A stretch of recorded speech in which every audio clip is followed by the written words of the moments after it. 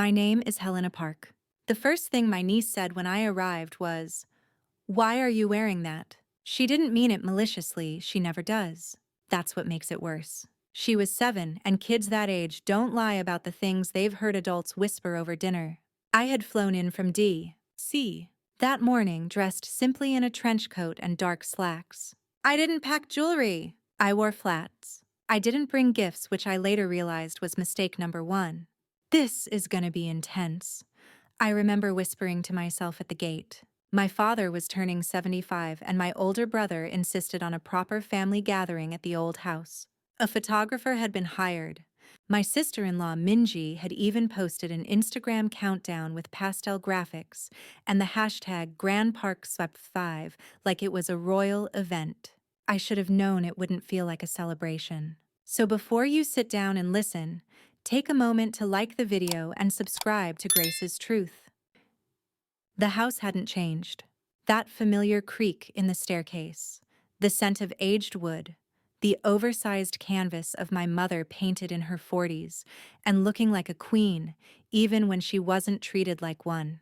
It was still there, right above the fireplace. Minji greeted me with a kiss on the cheek and that frozen smile she wore like armor. "Helena, you came. Oh, wow, your hair's shorter." It wasn't shorter. I'd worn it in a bun. "Oh," I said softly. "It's just pulled back." She nodded like I'd said something clever, then turned to direct a caterer holding a tray of lemon water. The living room had been turned into a staging area. Tables of hors d'oeuvres imported from someone's Pinterest board. Cousins I barely knew were sipping rosé, their kids screaming through the halls. No one really looked at me. Some waved. Some didn't.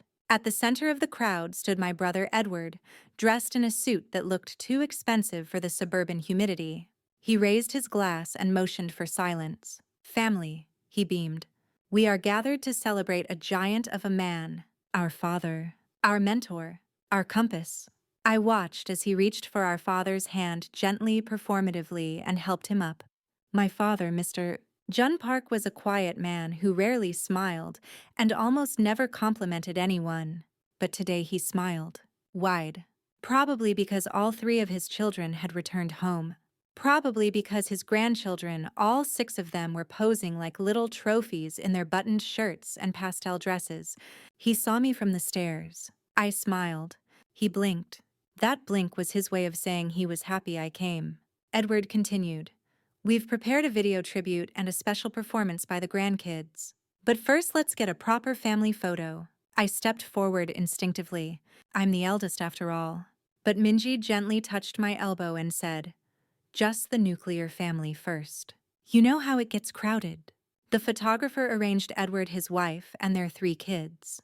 Then my sister Rachel, her husband, and their twins. A few more groupings. I lingered by the wall, unsure when it would be my turn.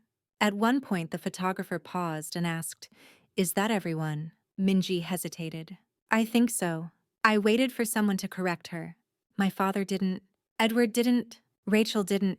I cleared my throat. "Should I?" Minji tilted her head like a cat watching a fish swim. "Oh, Helena," she said slowly. "You can jump in for one of the casual ones, maybe." She didn't say, "You're not part of the real family."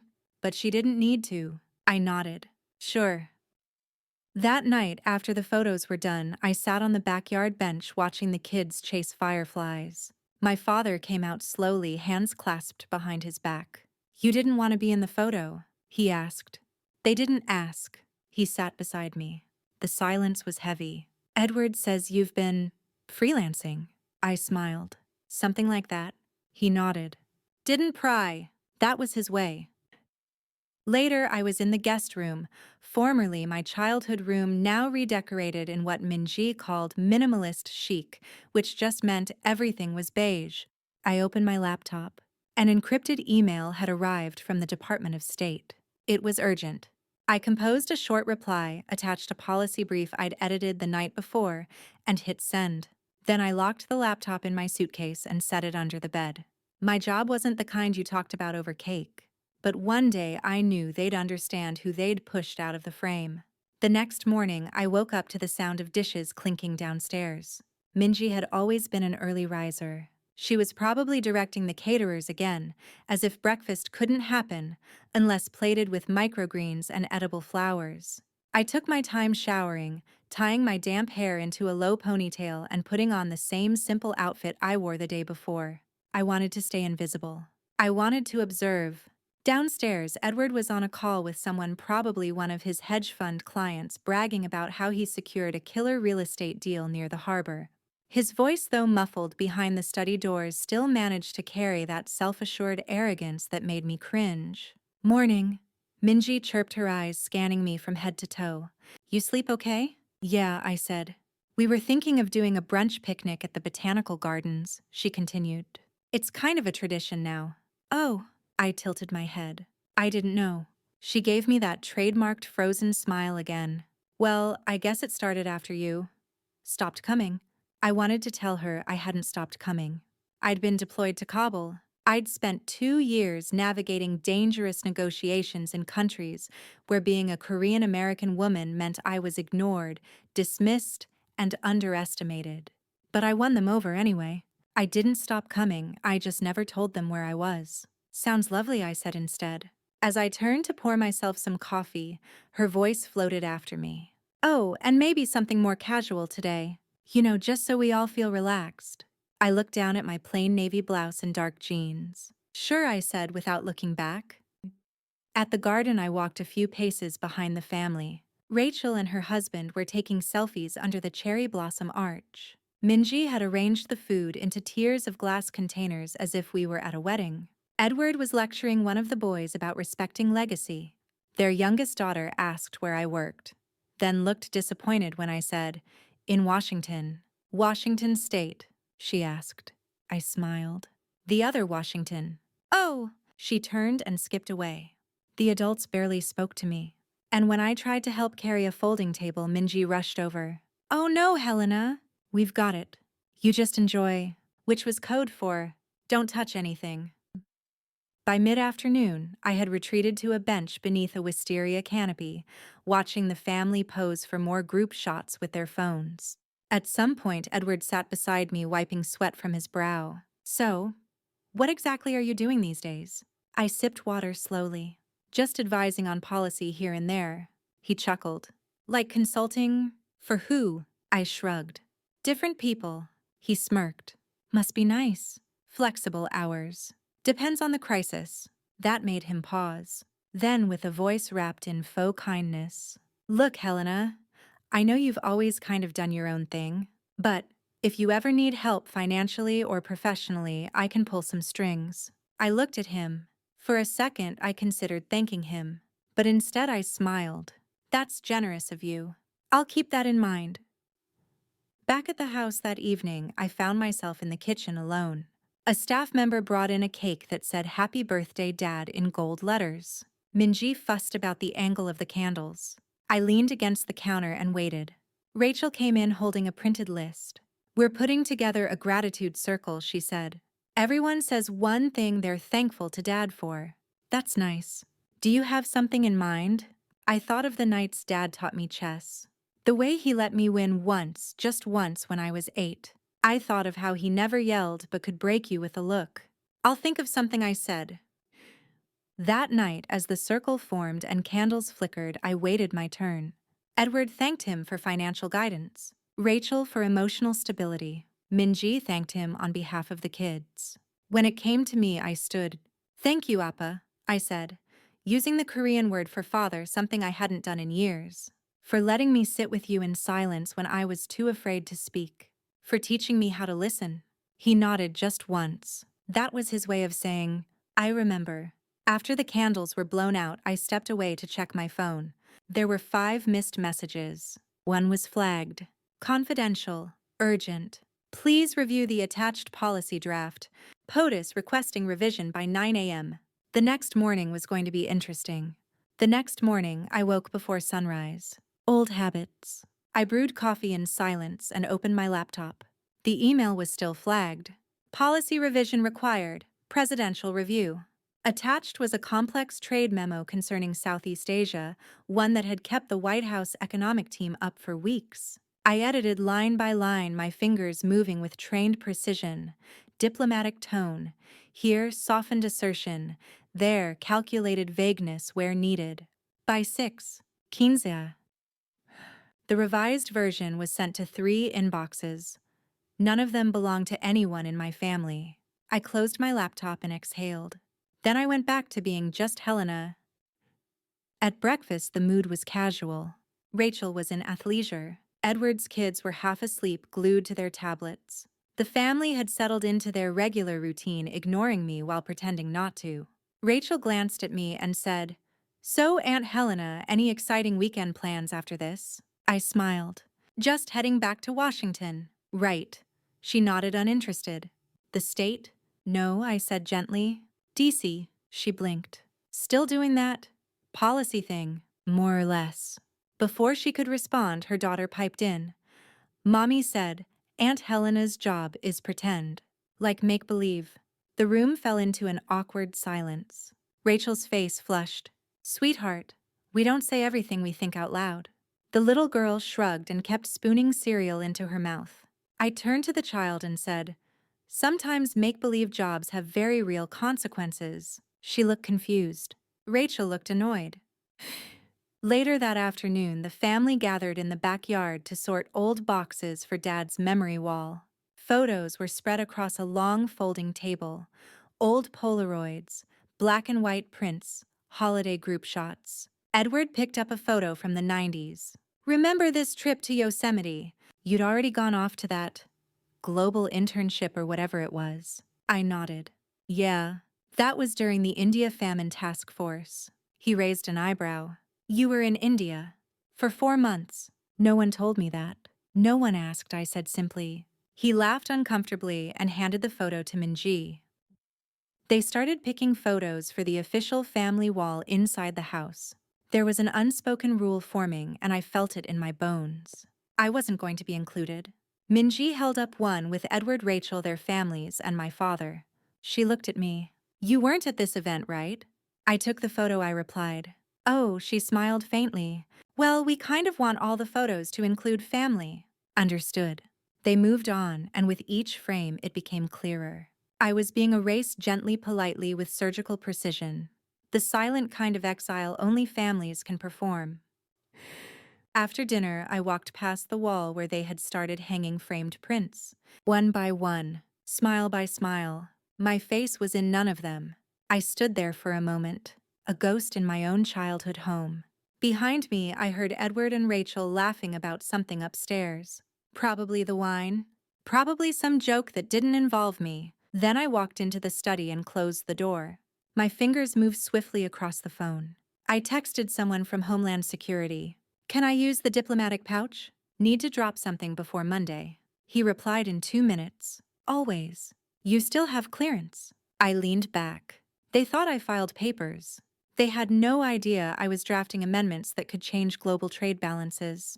And maybe I liked it that way. The next day, they planned a family fun night with board games and charades. Rachel insisted I play. "You're not exempt just because you're mysterious, Auntie," she teased. I smiled. "All right." When my turn came, I drew a card. Charade. Important woman. Edward chuckled. "Helena should sit this one out. She might not know what that feels like." Everyone laughed. I did too. Then I stood. In one fluid movement, I adjusted my posture, locked eyes with each person, and silently mimed standing behind a podium. Shaking hands, signing a document, then pointing to a world map. Silence. Then Minji murmured, "Prime Minister." "Nope," I replied. "Secretary of State." I grinned. "Close." Rachel guessed ambassador. "Almost." Edward said nothing. Then my father, sitting quietly in the corner, spoke up. "Advisor to the president." Everyone turned. He smiled. Just barely. My silence was no longer blank. It was loaded. The next morning, I left early for a walk. It wasn't out of habit. It was necessity. The house had become suffocating, a gallery of curated perfection and selective memory. The path behind our childhood home wound through a grove of oaks and ended at a small pond. As a girl, I used to come here with Dad and feed the ducks. Now it was deserted, and the silence felt like a balm. I sat on the bench and opened the email from the National Security Director. My revisions had been approved. They'd even used one of my proposed frameworks for a regional trade clause. My initials were in the CC field right under the President's Chief of Staff. I stared at that line for a while, how invisible power works best in silence. Then I slid the phone back into my coat and looked out across the water. When I returned, the house was buzzing. Rachel had arranged for a photographer to take legacy family portraits. Everyone was frantically getting dressed. Coordinated outfits, matching smiles, staged memories. Minji pulled me aside in the hallway. Hey, just so you know, this is kind of just for the kids and direct family. It's not like personal. I tilted my head.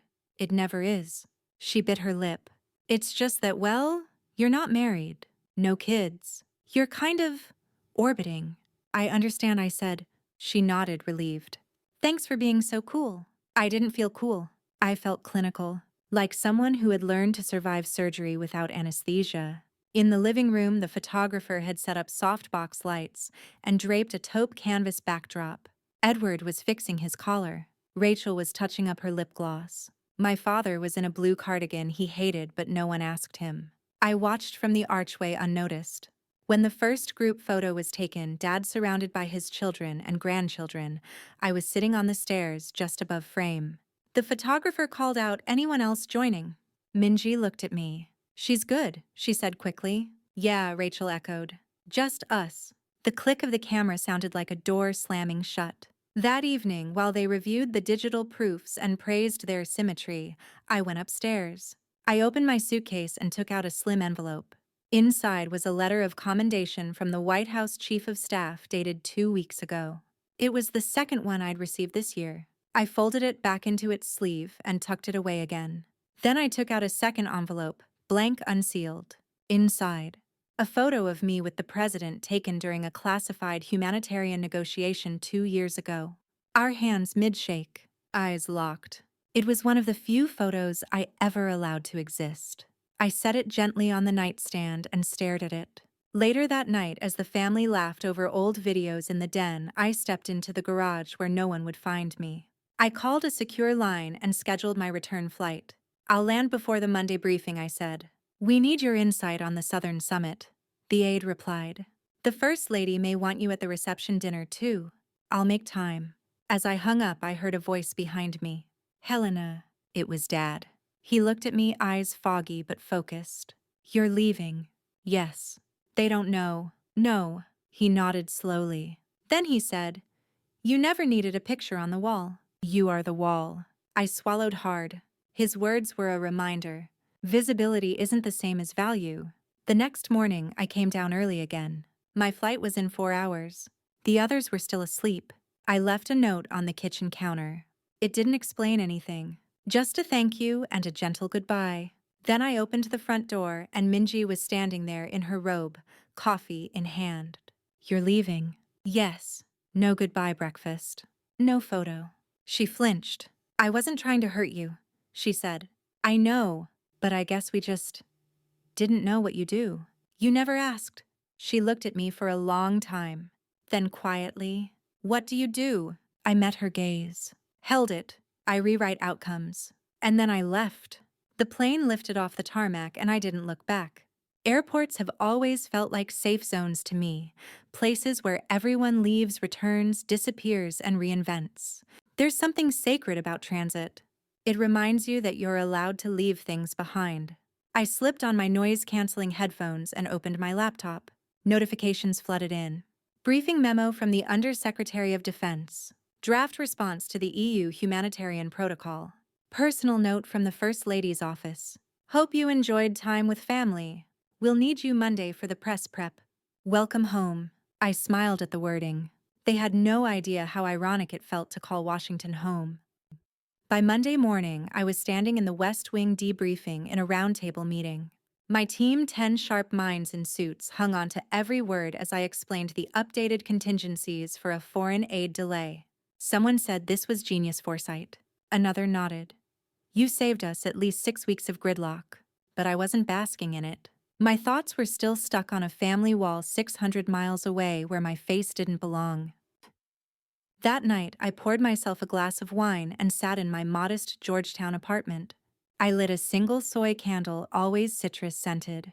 The shelves around me were lined with books on diplomacy, history, and public ethics. Framed photographs showed me with international leaders, relief teams, and schoolchildren in refugee camps. Not a single one included Edward, Rachel, Minji, Dad. I wasn't bitter, just observant. There are different kinds of legacy. 2 weeks later, I received a call. "Hi," Rachel said, her voice thin and unusually hesitant. "Rachel," I answered. "We're planning something for Dad's health. He's going downhill a little faster than we thought.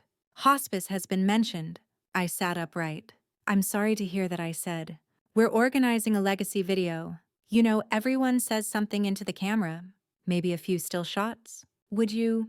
"I'd be honored." She sounded surprised. "Really?" "Yes." "Okay. Well, Minji will send you the details." "Thanks, Rachel." Before she hung up, she added, "You're a good daughter, Helena." It took all my discipline not to laugh. I filmed the video the next day, but I didn't send the expected message. Instead, I recorded a private version one for my father alone. "Dad," I said, looking straight into the lens, "I don't need to tell you who I am. You've always known. You saw it before anyone else. Even when I disappeared into meetings, flew across time zones, or skipped holidays, you never called me selfish. You said I was building something invisible, something important." I paused. "They don't know. Maybe they never will. But you knew. And that's enough." I ended the recording and sent it directly to his personal tablet. No one else needed to see it. A few days later, I received a message from Minji. Subject: Legacy Edit. "We're reviewing the family legacy footage. We didn't get your clip. Is everything okay?" I replied. I sent something to Dad directly. No reply. 3 nights later, Dad passed away in his sleep. They texted me the news. No call. I booked a flight anyway. At the memorial service, they placed a large screen up front. A loop of photos played over soft piano music. Weddings, vacations, holiday dinners. My name was never spoken. But when the loop ended, something unexpected happened. The screen went black. Then a video played. It was me. My father must have uploaded the clip before his final days. I appeared on screen in a simple blazer, no makeup, soft lighting. And I said, "They don't know. Maybe they never will. But you knew. And that's enough." The room was silent. Rachel stared at the floor. Edward rubbed his jaw. Minji blinked, confused. And in that moment, they knew. After the service, people came up to me, cousins, distant relatives, old family friends. "That was beautiful. I didn't know you did. Something in government? You look so confident. Important." But I smiled gently and kept moving. They didn't deserve explanations. They deserved to feel the silence they once gave me. I stayed the night in my childhood home after the funeral. The guest room hadn't changed, still the same faded blue curtains and floral bedspread from 2 decades ago. I sat on the edge of the bed, staring at the pale dent in the pillow from my father's head when he used to nap there. His scent lingered faintly in the fabric, and it caught me off guard. Grief always arrives in tiny ambushes. On the dresser sat the tablet, the same one I'd sent the video to. I powered it on. A single notification blinked. Last played. Helena. MP4. He'd watched it, possibly more than once. And beneath that, a new recording titled, "For You." My hands trembled as I pressed play. "Helena," his voice crackled. "I don't know how much time I have left, but I wanted to leave this." He looked older than I remembered. His cardigan hung loosely on him. But his eyes? They were alive. "I watched your message. You were always the one they couldn't see. Not because you were invisible, because you were too bright. And most people squint or turn away from the light." He smiled gently. "They loved you in the only way they knew how, conditional, curated. You deserved better." A pause. Then slowly, "Your work, your dignity, your silence. I want you to know I saw all of it. I told Edward, Rachel, and Minji about your role. Whether they accept it is up to them. But the truth matters." Then softer still, "You were never pitiful. You were playing a longer game." And the screen faded to black. I sat motionless for several minutes, letting his words fill the room like incense. And then I wept, not out of pain but release. It was the first time in years that I allowed myself to cry. The next morning, I came down to breakfast. Rachel was already in the kitchen, scrolling her phone with one hand stirring oatmeal with the other. She looked up. Morning. Morning. We saw the video. Oh, you never told us what you do. You never asked. Minji entered behind me holding her baby. She didn't say anything, just nodded stiffly. Edward was last to arrive. He poured coffee, looked at me, then cleared his throat. So, White House advisor, huh? I sipped my tea. That's what they tell me. He laughed awkwardly, as if he weren't sure whether to be impressed or intimidated. I guess we underestimated you. I smiled thinly. Most people do. That evening, I visited Dad's gravesite alone. The others had flown out or returned to their routines. I knelt by the headstone and placed a single peony, his favorite. Thank you, I whispered. For knowing. As I stood, a memory surfaced. Me as a teenager sitting beside him on the porch explaining how foreign policy worked. Everyone else rolled their eyes, but he listened. Every word. I don't understand all of it he'd said back then, but I can see that you do. That's all I had ever needed. When I returned to D.C., things moved quickly. The summit I'd been planning for 6 months went live. I gave a closed-door briefing to members of Congress. I even shook hands with a former president during a luncheon. But something had shifted inside me. I no longer felt the need to disappear. I no longer cared about their approval or anyone's really. That part of me was buried with Dad, and something stronger had taken its place. One Friday, I got a letter in the mail. From Rachel. It was handwritten in her swirling cursive. Helena, I just want to say I'm sorry. We made assumptions. We thought your quietness was weakness. Now I realize it was strength. The kind I wish I had. Thank you for everything you did for Dad and for still showing up, even when we didn't deserve it. Love, Rachel. I folded the letter and slid it into the back of my journal. Forgiveness isn't always loud. Sometimes it's just letting yourself rest. Work returned with a vengeance. International crises don't pause for grief. Within 48 hours of stepping off the plane, I was sitting across from a delegation from the Baltic states discussing refugee placements and military support. My mind was sharp, my answers deliberate. But part of me still lingered in that kitchen watching Rachel stir oatmeal as if nothing had ever happened. I kept thinking about the letter. Not the words, but the fact she had sent it. I wasn't interested in apologies. I'd spent too many years curating my own peace to hinge it on someone else's regret. Still, I tucked the letter into a sealed envelope and locked it away. A reminder. Not every chapter needs closure. Some just need clarity. One Saturday morning, I took a walk down Embassy Row. Joggers passed me, dogs barked from behind iron gates, and cherry blossoms swirled in the wind. I stopped in front of the South Korean embassy. A diplomat I'd once advised saw me through the glass and came out to greet me. Advisor Park, he beamed. Please, I said with a smile. It's Helena. Still as modest as ever, still allergic to titles. He laughed, then leaned in. My staff still talks about your briefing from last quarter. You see things they don't. I nodded politely. Later, I stopped for tea. As I sat watching people pass, I thought, they see me now. But it was the years they didn't see me that made me who I am. The silence was broken later that week. Edward sent a message. Minji's planning a family brunch. She wants you to come. I stared at the screen.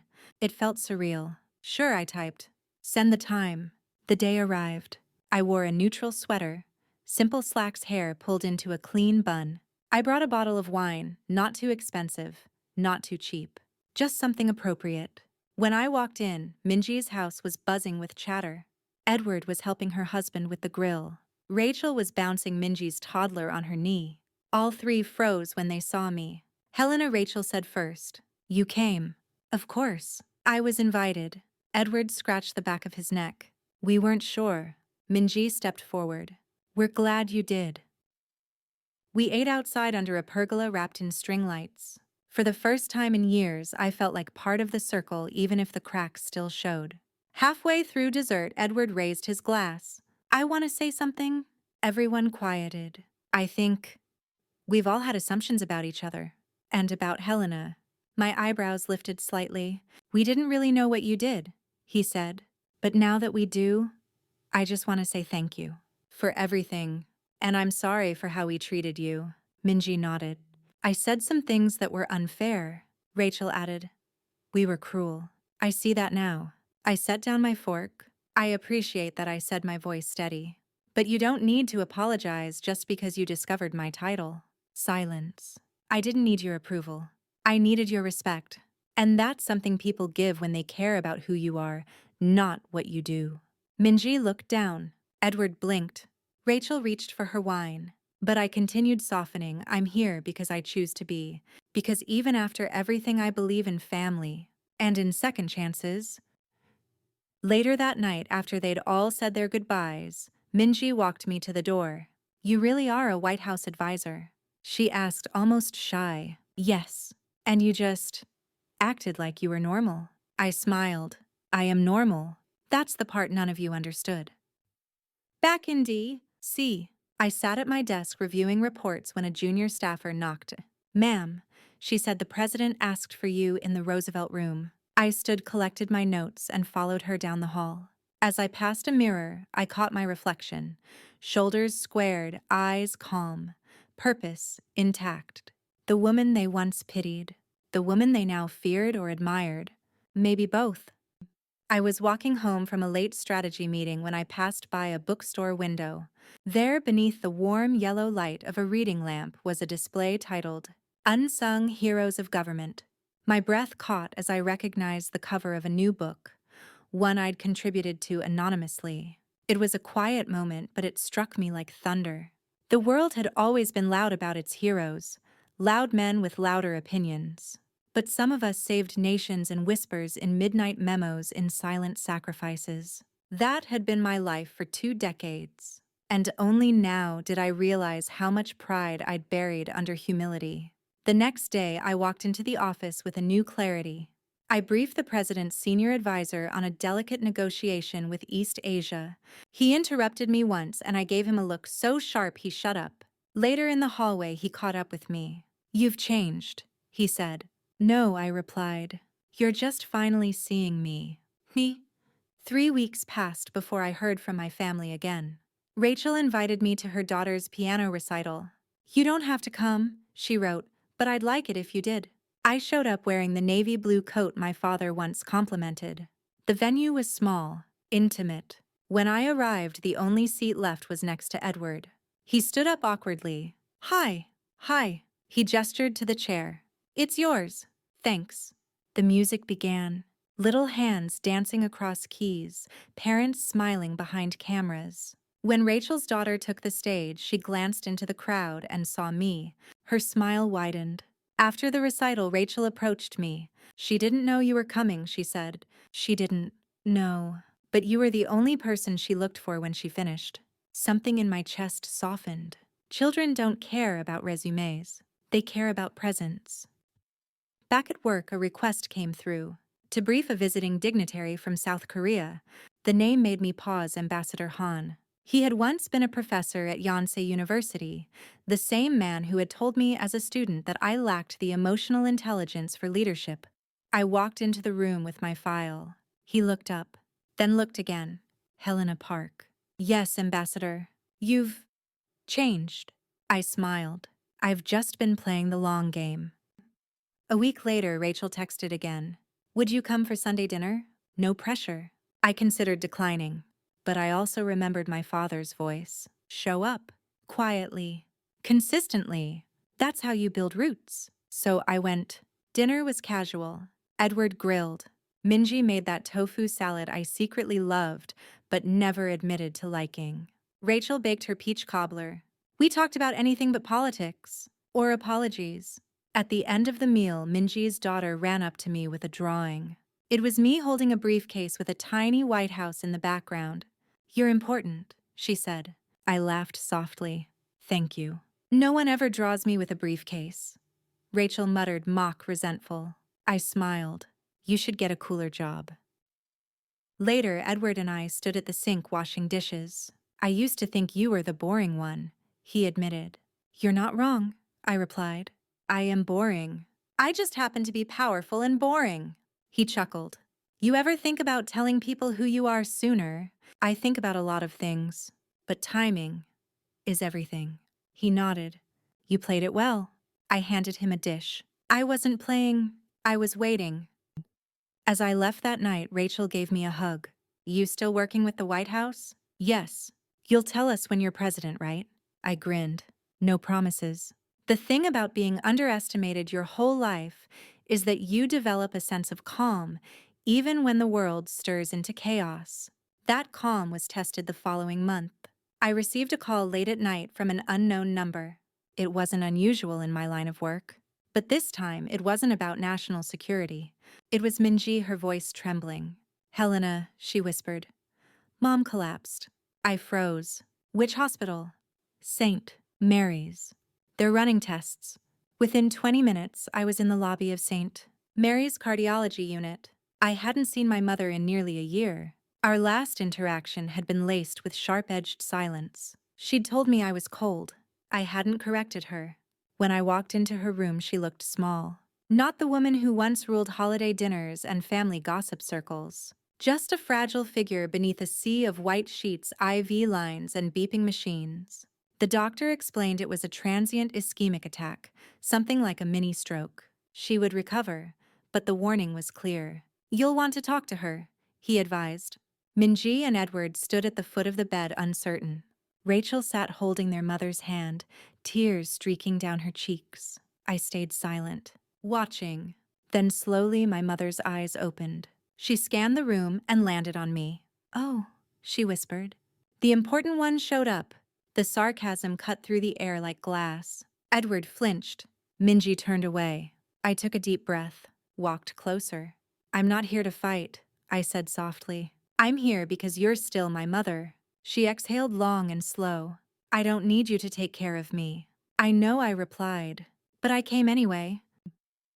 The days that followed were a test of endurance. I spent nights at the hospital reviewing policy documents between nurse visits and vitals charts. I watched my mother sleep. Sometimes she murmured things, names, regrets, prayers. At dawn, we'd sit quietly sipping tea from the hospital's vending machine.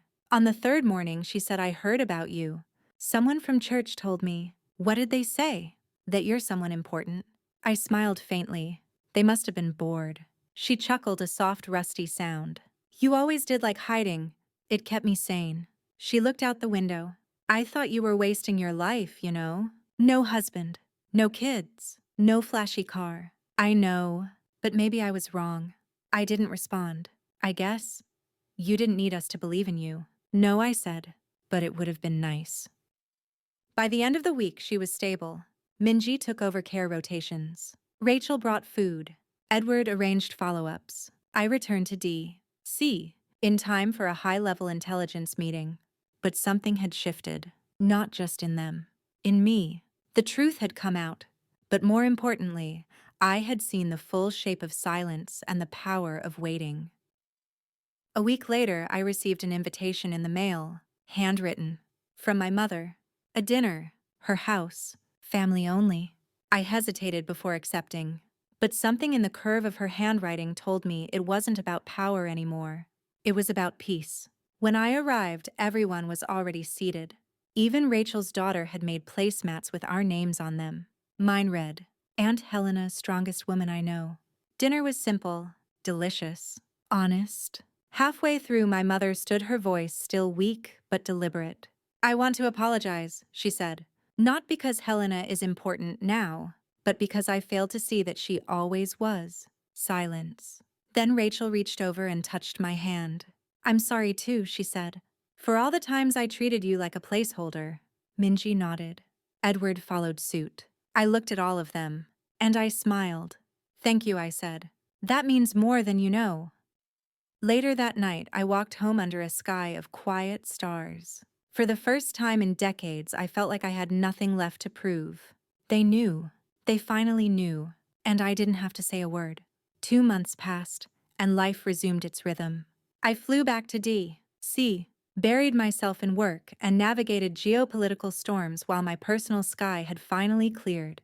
But that clarity came with echoes. I kept thinking about the family dinner, about the handwritten note from my mother, about Rachel's quiet apology. For the first time, those moments didn't feel like fragile attempts at redemption. They felt real. Then one morning, I received a call from a news anchor I occasionally briefed off the record. His voice held a smirk. "You're trending," he said. "What?" "Someone posted a clip from that conference last week. You know, the one where you corrected that senator gently but thoroughly." I frowned. That wasn't public. It is now. And people are obsessed. The internet's calling you the Velvet Hammer. I blinked. "You're kidding." "I never kid about memes, Helena. You're viral." Sure enough, when I checked online, there it was. A 20-second clip of me at the policy summit calmly dismantling a senator's flawed argument with 5 quiet sentences. No raised voice. No drama. Just truth. The comments were endless. "She doesn't speak loudly because she doesn't have to." "Who is she?" "She looks like your cool aunt who destroys egos before dessert." And then, buried in the mix, was a comment from Rachel. "That's my sister." Followed by a heart emoji. I stared at it for a long time. Not because it surprised me, but because it didn't. Oh.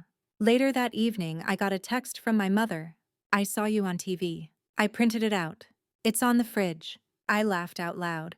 There was something surreal about my White House badge being next to grocery coupons and magnet poetry. Back at work, I felt different. Not stronger. Not sharper. Just more visible. The same me, but finally in focus. One day, while walking down the corridor toward the Situation Room, I overheard 2 interns whispering, "She's scary." "No, she's just unreadable." I turned around and smiled. "You'll learn to appreciate unreadable women." They turned pale, but later one of them left a note on my desk. "Thank you for existing. I didn't know women like you were allowed to lead this quietly." I kept that note. The next family event was Thanksgiving, and for the first time they asked me to host. I hesitated, not because I didn't want to, but because I didn't know how to make stuffing. Still, I agreed. The day arrived crisp and golden. The White House sent flowers. Rachel brought cranberry sauce. Minji made rice cakes. Edward brought his newest girlfriend, who turned out to be a policy blogger who had quoted me in an article 2 years ago. "You're that Helena Park?" she gasped. "I thought you were a pseudonym." I smirked. "Nope, just private." Everyone laughed. During dinner, Rachel's daughter clinked a glass with her spoon. "Can I say something?" Everyone turned. "I just want to say Aunt Helena is my hero," she declared. "Because she's smart and kind. And I want to be like her when I grow up." My throat tightened. My mother dabbed her eyes. No one mocked. No one downplayed. They just listened. After dessert, Edward handed me a box. "What's this?" I asked. "A new nameplate. We figured you could put it on your office door." I opened it. Engraved in brass. "Helena Park, the Velvet Hammer." I laughed so hard I cried. "Where did you even find this?" I asked between gasps. "Custom made," Rachel said, winking. "Only took 3 Etsy sellers and 1 guilt trip." That night, as I cleaned up the dishes, my mother approached. She held a faded photo of my father. "He would be proud," she whispered. I nodded. "I hope so. He always said you were the sharpest one." "Then why didn't he ever say that out loud?" She hesitated. "Because he didn't think he had to."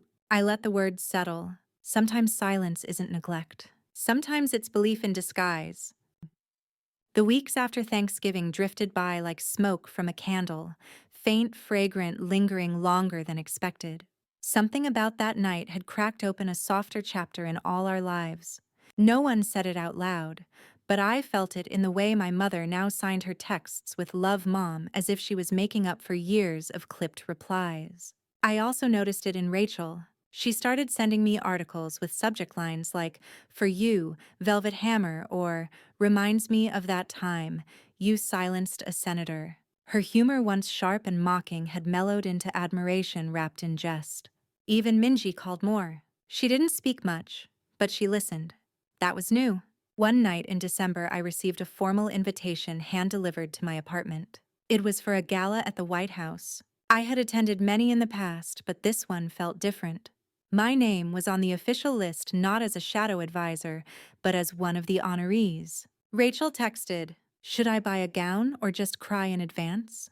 Minji, "Can I tell people you're my sister now?" Edward, Does this mean you can get me a tour? I laughed. But inside a part of me felt seen, not just by them, by the world. The night of the gala arrived wrapped in cold stars. I wore a navy blue gown, simple structured with a high neckline. A small pin rested over my heart, the symbol of silent service. As I entered the East Room, I felt the weight of everything that had come before being ignored, pitied, mistaken for someone with nothing to say. Now the room turned when I walked in, not because of fame, but because of presence. The president took the stage, called out names, and then, Helena Park Sr., Strategic Advisor, for excellence in international diplomacy and national integrity. Applause. I walked forward, shook hands, accepted the honor, returned to my seat. Simple, quiet, fitting. Later during the reception, I felt a tap on my shoulder. I turned. Rachel stood there in a borrowed emerald gown, her eyes wide with tears. Helena, she said. I raised an eyebrow. I don't know what I'm supposed to say that could ever be enough. You already said it, I replied. No, she insisted. This is what you deserved all along. And we didn't just miss it. We mocked it. She handed me a small velvet pouch. Inside was the old scratched bracelet I'd worn as a teenager, silver engraved with the initials of our father. I found it in the garage, she said. I cleaned it. Thought you should have it. I closed my hand around it. Thank you, I whispered. That night, I left the gala with a trophy in one hand and a piece of my past in the other. A few days later, I returned home to find a box on my doorstep. Inside, a leather-bound book titled The Quiet Ones Who Move Nations. Inside the dedication, for Helena Park, the advisor who taught us that power doesn't need volume. It was from the president's speechwriter. I smiled, shook my head. It still amazed me how the world had caught up to what I always knew. That power isn't always thunder. Sometimes it's the stillness between storms. December bled into January, and the world outside coated itself in layers of silver frost. Washington, D.C. was quiet but tense, like it always became before a shift in leadership. But for me, something more personal was unfolding. After the gala, the invitations kept coming, conferences, panels, even a podcast hosted by a senator's daughter. My name had stopped being a whisper in back rooms. It was now a headline. Helena Park, the woman who advised presidents and shamed pundits, all while her own family thought she was unemployed. It should have felt triumphant. Instead, it felt distant. That night, as I prepared for another dinner meeting with foreign delegates, I stared into my mirror and saw the same calm, analytical face I had worn for decades. But underneath it, something stirred. Loneliness. Not from a lack of company. No, my calendar was overflowing. But the deeper aching kind. The kind you feel when you realize no one really knew you until it became convenient. I missed being invisible. Because at least when you're invisible, no one pretends. Then the letter came. It arrived by registered mail. No return address. Inside was a single sheet, thick parchment folded with care. Helena, I know I failed you, but if you're still willing to talk, I'd like to explain. I stood frozen in the hallway, the words searing like frostbite. She had never written to me before, not even when I graduated from Yale, not when I received my first classified clearance, not even when my name was briefly printed in the New York Times after a diplomatic breakthrough. This was her first letter, and it didn't beg. It offered. I debated for days, but eventually I boarded the train back to Maryland. When I arrived at the small coastal town, the winter wind stung like it used to when I was a child, like cold hands pressing you toward the past. My mother's house hadn't changed. The garden was still unkempt. The mailbox still leaned. But this time, when she opened the door, she didn't just look surprised. She looked afraid. Helena, she breathed. You came. I did. I wasn't sure you would. Neither was I. She stepped aside. I walked in. The living room was warmer than expected. A kettle hissed from the kitchen. Old photos lined the mantel, but this time there were newer ones too. One caught my eye. A printout of my CNN interview, cropped carefully, framed. She noticed. I didn't know how else to tell you I was proud. You could have said it. I didn't think you needed me to. I always did, I replied. We sat. We talked. Not for 5 minutes. Not in small talk. For hours. She told me about her fears that I would surpass her, forget her grow too big for their world.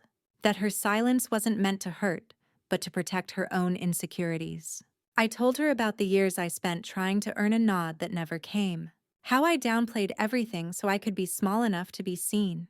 We sat in that space where pain and grace cohabited. Two women who never said the truth until it had nearly passed them by. Before I left, she pressed something into my hand. It was a small jade pendant cracked at the edge, but still vivid.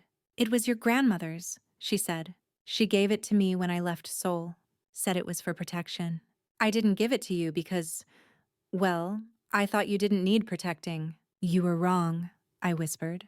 I know. She kissed my forehead. It wasn't perfect, but it was real. That night back in D.C., I placed the jade pendant next to my badge. Two symbols, one for the world I conquered, one for the world I came from. Maybe I could carry both now. After that visit, something inside me shifted. I wasn't softer, not exactly, but I was no longer hardened by silence. I began to let things in.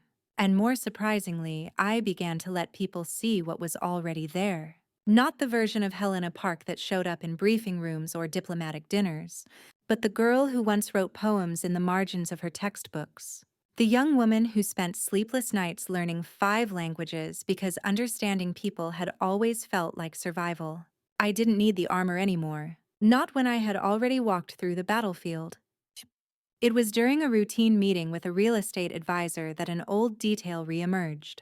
By the way, she said, scrolling through her iPad, you're still listed as the primary holder of that Maryland property. I thought you wanted that off your portfolio. I blinked. What property? She turned the screen, and there it was. The house I grew up in. Apparently 2 years ago, after an unexpected financial dip in the family trust, the property had come under risk of foreclosure. The records showed that I had purchased it through a shell entity at the time, under a corporate protection program tied to a national preservation initiative. I had forgotten. It was a reflexive move, one of many I had made during long nights in D.C., when I was still hiding from the world. I didn't know then why I did it, but I knew now. I was protecting a piece of myself. Even when I felt discarded, a part of me believed my history deserved dignity, and now it was mine. I drove there alone. No one knew I still owned it. When I stepped through the doorway, dust and memory settled on my shoulders like old lace. Everything was smaller than I remembered. The wallpaper, once garish, now nostalgic. The floorboards creaked like old friends whispering secrets.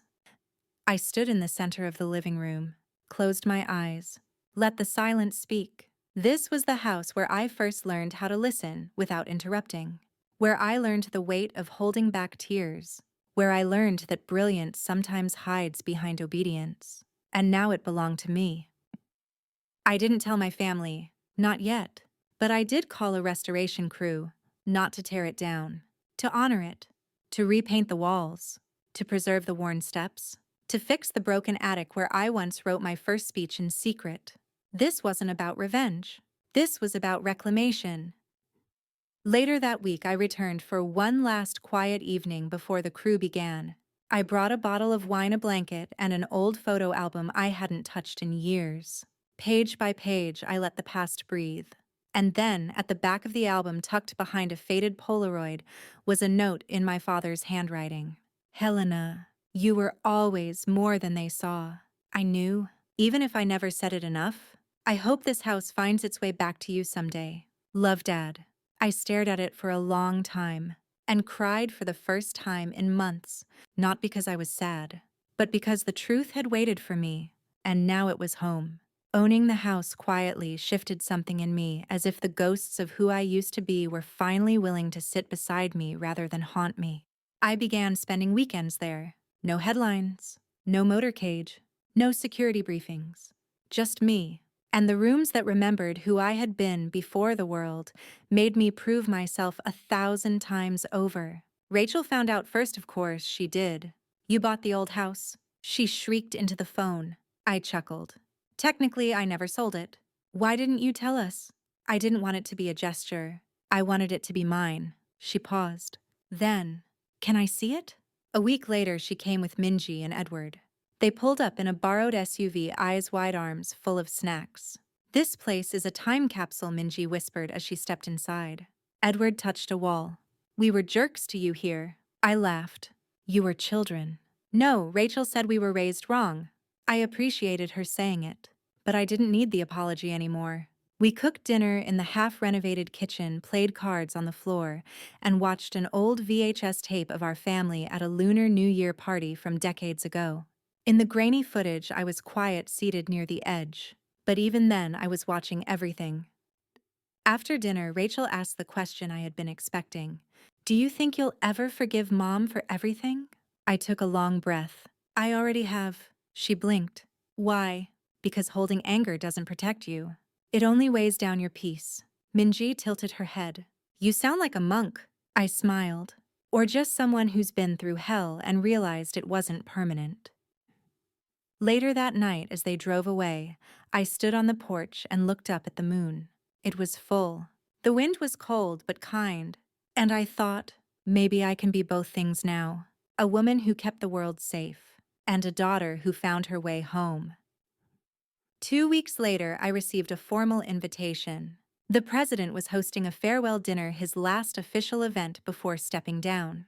And he wanted me to give a closing speech. It felt surreal, but also fitting. I stood once again in the East Room. The same chandeliers, the same air of significance. Except this time, I wasn't an advisor behind the curtain. I was center stage. My voice echoed across the room as I spoke, not about politics or policy, but about dignity, about what it means to be underestimated, to be seen as less, and to rise anyway, to serve without applause, to love in silence, to return home not to gloat but to offer grace. The room was quiet when I finished. Then someone began to clap, and then another, until the entire room stood, not because I demanded it, but because the truth always rises eventually. Afterward, the president hugged me. You were always the most powerful person in the room, he whispered. I smiled. Sometimes it takes a little invisibility to learn how to really see. The morning after the dinner, I returned to Maryland. The city lights had faded behind me, replaced by a gentle gray fog that clung to the coastline. As I pulled into the driveway of my childhood home, a strange stillness settled over me, not the eerie kind, but the kind that comes just before a sunrise. Inside, the last few renovations had been completed. The wallpaper in the hallway was now a soft cream. The creaky stair railing had been reinforced, but kept its original shape. And in the attic, the small desk where I once scribbled policy drafts under moonlight had been sanded, polished, and returned to its corner. I stood there for a long time, touching the old wood. I had bought estates before, signed treaties, sat with heads of state. But this was the first time I truly felt like I owned something sacred. There was a knock on the door, not a phone call, not a message, a real knock. I opened it to find my mother. Her coat was too thin for the cold. Her eyes were uncertain. I wasn't sure if I should come, she said. You did. She nodded. I heard about the speech, she added. A friend called, said it moved her. I stepped aside. She walked in. This time, no apology was needed. This time, we just sat. Two women who had been through storms neither ever fully named. I brought something, she said after a while. She handed me a thin envelope. Inside was a photo, me age 6 holding up a drawing titled My Family. She had kept it. I never stopped being proud, she whispered. I just didn't know how to say it. I didn't reply. Instead, I placed the photo on the shelf beside my badge and the jade pendant. Proof that sometimes things come full circle. Later that night, I walked alone to the beach just beyond the back fence. The ocean was black and endless. I stood barefoot at the edge of the tide, and I whispered a thank you to no one and everyone. To the girl who once thought being quiet was the only way to be safe. To the woman who discovered her silence could become power. To the family who failed me. To the family who returned. And to the truth The messy, wild, unshakable truth that sometimes pretending to be pitiful is the bravest thing you can do when the world refuses to see you. Because in that space of underestimation, you gather your real power. And when you rise with grace sharper than vengeance and louder than any title. So, what did I learn from pretending to be pitiful? That, when the world forgets you, overlooks you, or writes you off, sometimes the smartest move is to let them. Let them underestimate your silence. Let them laugh at your modest clothes. Let them assume you have no power because you don't shout. And then, let the truth reveal itself like thunder after a long, dry hush.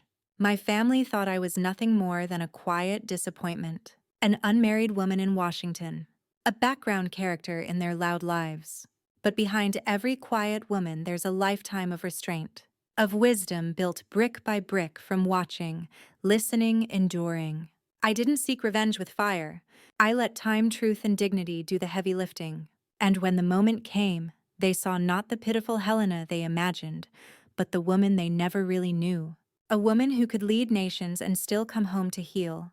A woman who had been bruised, forgotten, and overlooked, but never broken. So if you've ever been the one seated at the far end of the table, if you've ever been underestimated, mocked, or dismissed by the ones who should have protected you, remember this. Silence isn't weakness. It's the patience of someone preparing to rise. Follow Grace's truth to hear the next story, where every quiet character finally gets her voice and every whisper becomes thunder.